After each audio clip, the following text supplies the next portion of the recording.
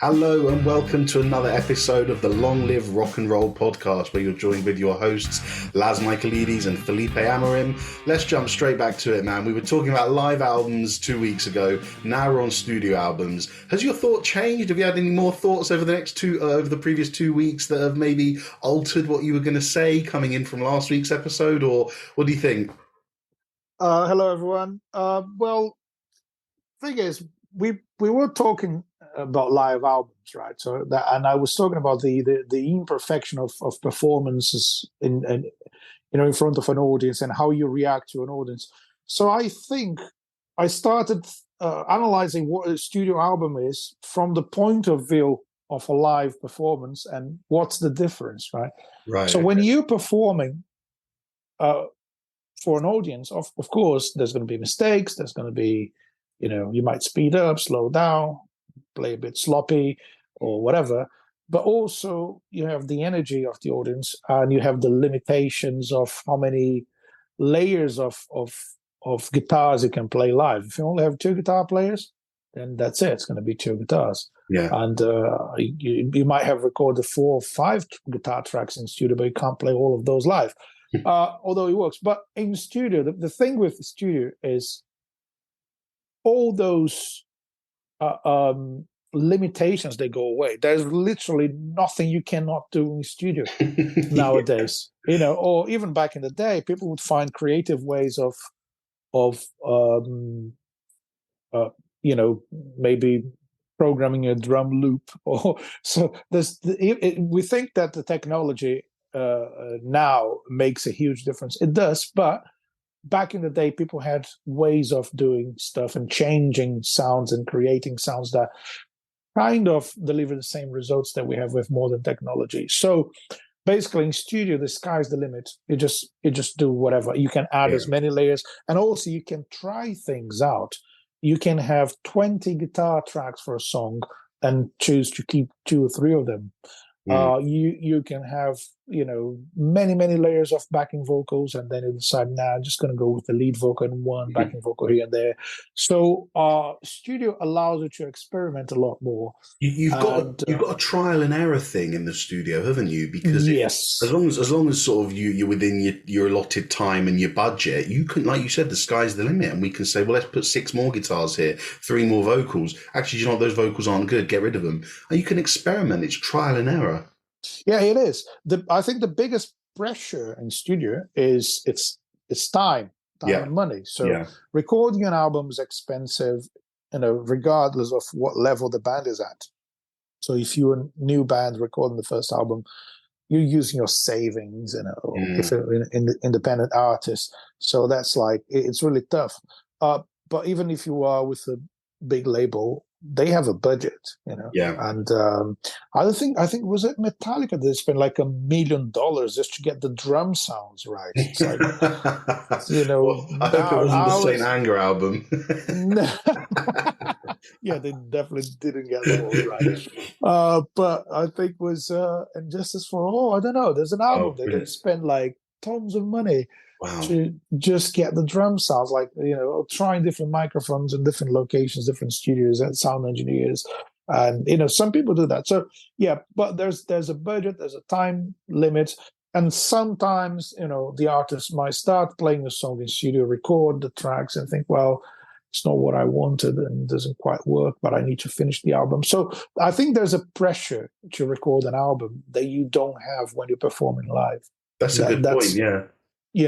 Because if you record a live album, you assume that you might be in the middle of a tour, and fine, you're in the middle of a tour, so you've played, as you said last time, you've played that same song 50 times already. Yeah, in 2 months, so the song inside out. So maybe there's less pressure and even more fun, even knowing that you are being recorded. In studio, it's like all eyes are on you when you're recording alone that one track of your instrument. So it's like, come on, mate, get it right. And there is some allowance for some fun in the studio, especially. I mean, I can imagine guitarists who are recording dual lead guitars with melodies and harmonizing it. I imagine that can be quite fun, building layers. But ultimately, you're right. There is a pressure and there is a time constraint.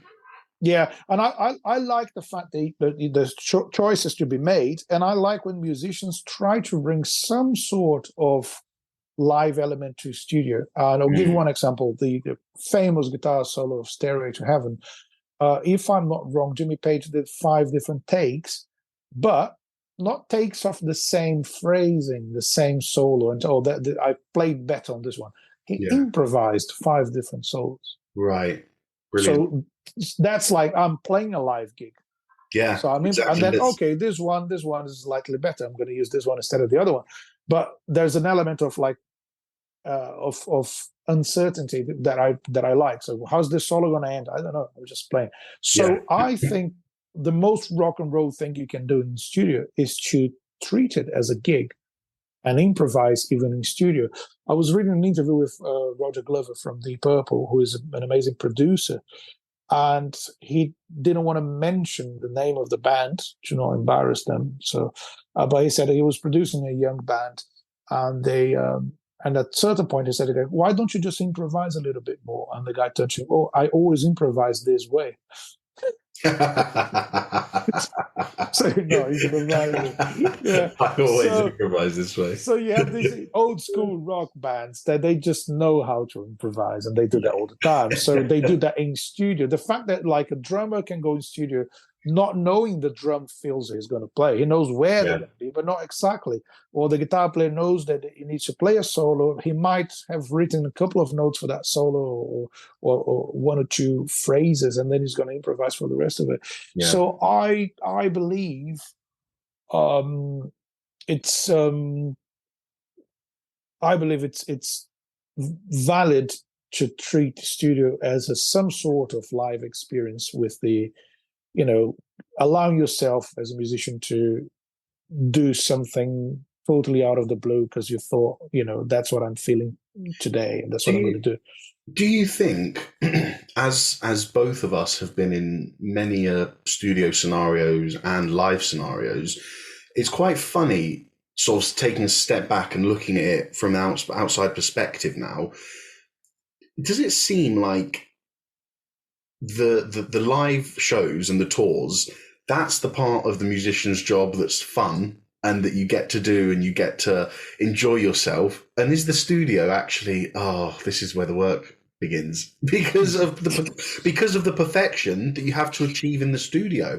And I'm not saying that someone who isn't a quality musician doesn't enjoy the studio, but there is as we said in the last episode, there is a freedom with liveness where you can just be yourself, be part of the band, put your personality into a performance for the audience. Whereas with the studio, your personality has to go into the playing. Well, exactly. There's one thing as well. To say it straight, when you fuck up live, your bandmates might even laugh at it. You fuck up in studio, everyone gives you the evil eyes. Yeah. It's like, come on, mate, we're losing time and money. Right, yeah, back 24 bars back again, get going, come on. Exactly. Yeah, that's that, I think great studio albums have the live vibe somehow, where you have that fun and energy, which I think some people can achieve that in studio. I think some people can just be free and energetic in a studio recording. I don't think it's easy, but some people can do that. And we mentioned bands that actually write songs together, jamming, and I think that those bands that do that, when they go there and record, it sounds a lot better. I want to mention one studio album that I know you're a big fan of,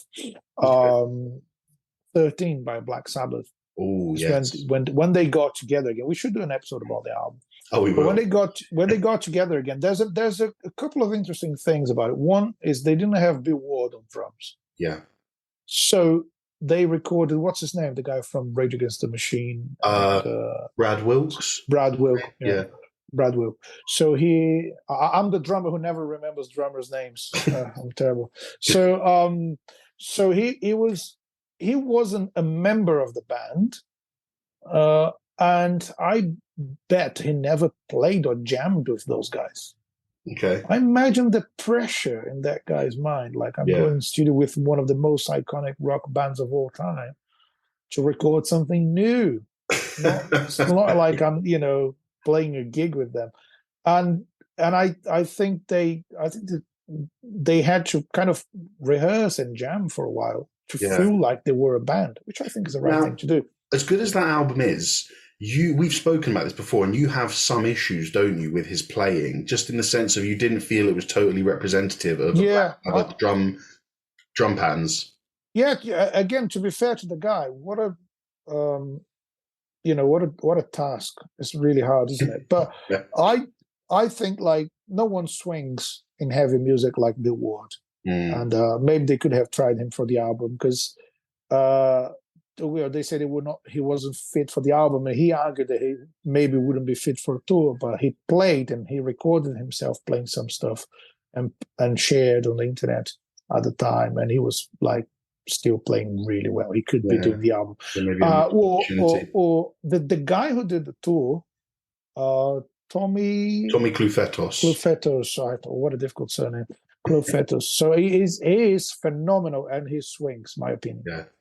Why wasn't he in the album? Maybe because they wanted a big name, but it's what it is. But I think it's see, you change one musician in studio, you change the overall sound of the band. Another interesting thing about that album is the producer, Rick Rubin, isn't it? He produced the album. And I want to mention something about him, which in my opinion is the right approach. So it's an opinion, but it's what I believe is the right approach to an album. Do you know that he doesn't play instruments, and he doesn't know anything about the technical side of recording? He can't operate the mixing desk. So that is an old school producer. For people who don't understand it, okay, I think that's that's what I like about studio. It's what is a role in studio? If you're a musician, is to play well and be creative, and then you have sound engineer who is there to capture what you're doing as close as possible to what you want it to be. And then you have the producer. Nowadays, the producer and the sound engineer, they're usually the same person. And in pop music, you can actually do an album with a producer and a singer, because the producer is going to lay down the beats and do everything on a computer, that kind of, artists that don't use bands and just do everything on a computer. You can literally just have one guy in front of his computer doing everything. So, which I find quite boring. But when you talk about an old school producer, that's a guy who understands about music and do not necessarily need to be a sound engineer. Yeah. So you can leave that job to a specialist and just be a guy who understands about music. Rick Rubin is phenomenal because he doesn't play, he doesn't operate the mixing desk, he doesn't do any technical stuff. He just makes the band play to the best of their abilities. He knows how to push them to the limit. Exactly. It's funny. He was on the Joe Rogan show a couple of months back, and he was explaining all of his history and how he got into music and how he did this and what he does and how he lets a band express themselves in the studio. And it is just phenomenal because, he tries to set a vibe in a studio. He tries to get an atmosphere going where bands are going to want to thrive and want to work. And I think Rick Rubin, out of all of them, is probably one of the best known producers in rock music, and metal for sure as well. That's something that up until a few minutes ago I hadn't considered, that I'll ask you about. How vital to recording, and let's say an excellent studio album, are we forgetting the producer? Can they play as big a part, or are they as important as the band? Definitely. Yeah. Yeah, they can be the difference, can't they? Yeah, they can. Especially a guy like Rick Rubin. Yeah, well, exactly. What I've heard that he's I watched some of his interviews, but not this particular one. But I've heard that he used to go to live gigs and think, "Oh, the bands are amazing," like small clubs in his town, and then he would listen to an album from, buy the album of the gig and listen to it. I was like, "This is crap." Those guys are so much better on stage. Like, it's overproduced. It's not reflecting what they are. Yeah. So he would start working with those bands and try to make them sound a little bit more like they sound, on stage. So producers can really, really change the direction of an album. In some cases, the producer is a band member, like Roger Waters with Pink Floyd, like Jimmy Page with Led Zeppelin. Although I would argue that John Paul Jones had a say in pretty much everything as a producer, but he didn't get the credit. So you do have, bands that can produce themselves, but I think whoever is in charge, either if it's a band member or a guy hired by the label or even chosen by the band, whoever's in charge of production has a big role in any album, and they can change the direction of the album because they can. Well, Metallica, when they did Enter Sandman, it was supposed to be a lot faster, and it was the producer's decision to slow down the riff, because they said, you guys want to be famous, so let's do something more accessible, let's slow down the riff. So it was a really fast, and that kicked off the Metallica accessible, bringing metal to an accessible audience. That's incredibly. So you have someone who's not playing with you, but is telling you what to do. Some musicians don't like that. That if you listen to that opinion, it might change the song for the better. The next thing to talk about with the studio is obviously the technological innovations, because if you listen to something like, Revolver by the Beatles or Pet Sounds by Beach Boys, those early albums in the 60s utilized production techniques and technological innovations to such an extent. And we're still kind of every decade, some band was finding a new way to make this sound like that. And then 10 years later, they managed to do this and that. And, technology is a huge part of the studio environment, isn't it? Because you can literally make sounds that you can't do when you're live. Exactly. And some people argue against technology. There's too much technology involved. So, well, the problem is how you use it, not the fact there is technology involved, because you got to consider that the Beatles, for instance, and all those guys you mentioned, they were using the best technology available at the time. Yeah. So, and nowadays, some people say, "Oh no, we shouldn't use technology because we want to, sound like the old school guys." Well, they were using the best technology they had. Yeah. So you maybe should use the best technology available for you. But it's what you do when you use technology in a creative way. It becomes part of the process. Yeah, and it's part of art. It's artistic in a way. If you use technology, that's where I draw the line. If you overuse technology to fix mistakes, maybe you should just consider to be a better musician. Because there's loads of bands out there, that nowadays, for people who are not familiar with studio, you can literally record one bar of a song and just copy and paste. Yeah. And tighten up. You can move each note. You can drag it into place if it's a bit out. Yeah, and it's. I understand doing that. You'd have a perfect take of a song, and then there's one mistake here. Let's fix it. But some people are literally just using the machines more than technique, than musical technique, and just fixing everything or looping everything or copy and pasting, which, for me, that's not very rock and roll. Yeah. Excellent. Right. Let's bring this to a close then. Let's hear your final opinion, Felipe. What do you prefer? Are you a live man or a studio man? Man, it's difficult, isn't it? Some of my favorite albums are live albums. I love the experience of a live gig. I play live gigs for a living. That is my thing. I love live music. I'm a big fan. Of course, not every one of your favorite songs is going to be available in a live version. So I don't listen to live albums all day. I listen mainly to studio albums. And I like the level of experimentation and creativity you can have in studio. But I'm a big fan of a live performance, and some of my best albums are live albums. Fantastic. That's cool.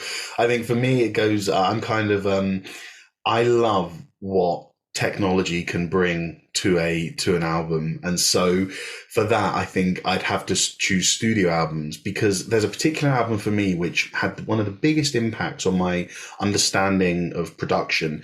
And it was an album by a heavy metal band called Machine Head, and the album is called The Blackening. And what is so fascinating about this album compared to other metal albums is that what you are hearing is the band. You'll hear that the band has two guitarists, a bass player, a drummer, and one of the guitarists sings. At any one time, you are only ever hearing two guitars. If one of the guitars is doing a chord and the other guy is doing a melody, they haven't added a third one for texture. Oh, that's if they're both doing melodies, one guy's doing a melody and the other guy's harmonizing it, you're not hearing a rhythm guitar behind it. You're hearing the bass and the drums.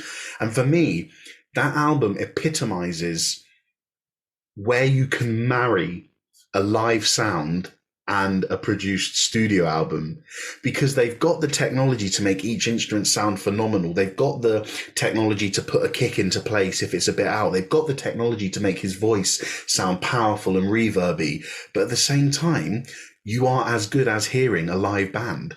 So I love that despite this discussion we've had on the last episode and this one, I'm playing the easy card, not committing to an answer and saying that actually I love it when you do both of them together. But as you said, there are fantastic live albums, The Band, The Last Waltz. I mean, I'm surprised that Live and Dangerous by Thin Lizzy didn't get onto that list, because that's a phenomenal live album. So many. I mean, Metallica, they've had a few great ones. The S&M, the ones with the orchestras, that's phenomenal. Yeah. Oh, that's a different dynamic. Yes, exactly. It just changed the whole sound of the band, doesn't it? Yeah, fantastic stuff. Anyway, thank you guys for joining us for the second of this two-part discussion topic episode. We do them every now and then. I say we do them when we sort of like a few albums and bands. Felipe says we do them when we're hungover and have nothing to talk about. You make up your decision on that, but rest assured we will be back in 2 weeks with a new album episode for you. You'll have to tune in to find out what that is. So thank you again for joining us. Yeah, thanks everyone for being with us again. Keep on rocking, everyone. And as usual, take care and long live rock and roll.